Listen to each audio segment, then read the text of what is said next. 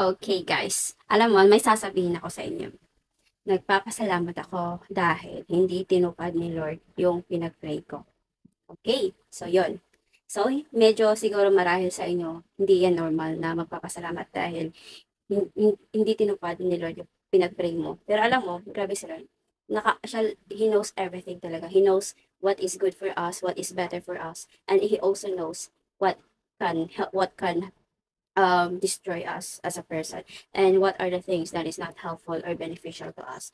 So yes, yun isa sa mga pinapasalamatan ko ay hindi yung hindi niya tinupad yung pinapangarap ko ay yung pinagpipray ko hindi yung pinapangarap talaga kasi actually guys nagpray ako ng trabaho part-time job pero parang full-time na talaga yun na job kasi nga hindi pwede yung part-time na lang hindi yun pwede part-time lang full-time talaga yun so grabe few months ago pa lang, sobrang ayak na ako, sobrang gusto ko na magka-work. Kasi iba kasi kapag may sarili ka talagang pera eh.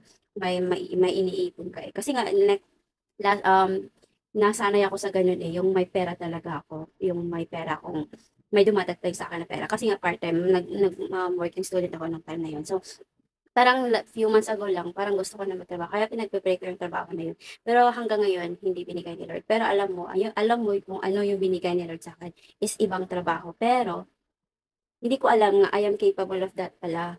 Which is related siya, which is, I mean, I know how will I do it? I know that I can do it, but I don't know that I'm capable of that kind of trabaho. But this one is part-time job lang siya.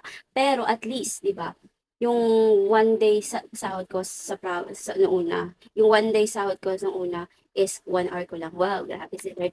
Thank you, Lord. Pero of course, yun yung sa mga inano ko sa inyo na mag-pray ka lang kayo. Kasi kapag yung sa akin, yung sagot ni Lord sa akin, hindi yes, hindi wait, kundi no. He said no. And I just realized na hindi pala talaga makakatulong yung sa akin yung trabaho yan.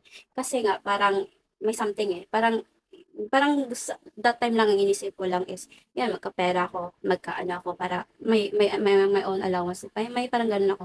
Pero, iba din pala talaga ang plano ni Lord. Kasi nga, alam niya yung mangyayari sa'yo. Alam niya kung anong mangyayari talaga kapag binigay niya yun. Kaya, yes, I'm so thankful na hindi binigay ni Lord yun, yung pinag-pray ko. Pero, binigay niya yung ibang trabaho. So, it's like a redirection. Dinadirect ka ni Lord sa tamang daan, sa tamang trabaho na ganun kasi kapag anak ka ni Lord, gusto niya yung nakakabuti sa'yo, di ba? And also, hindi lang dyan dahil doon, is pinag-pray ko din na, Lord, direct me in the right path.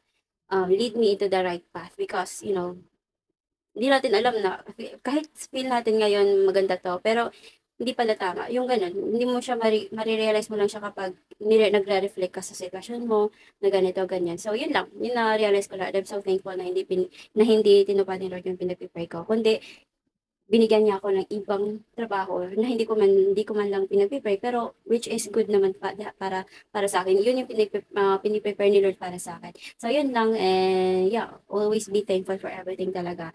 Kahit hindi man natupad or kahit matagal natupad yung pinag-pray mo but at least God knows everything. Okay? So what is good for you, what is good for me, what is good for us, He knows everything. So yun lang. Bye-bye guys.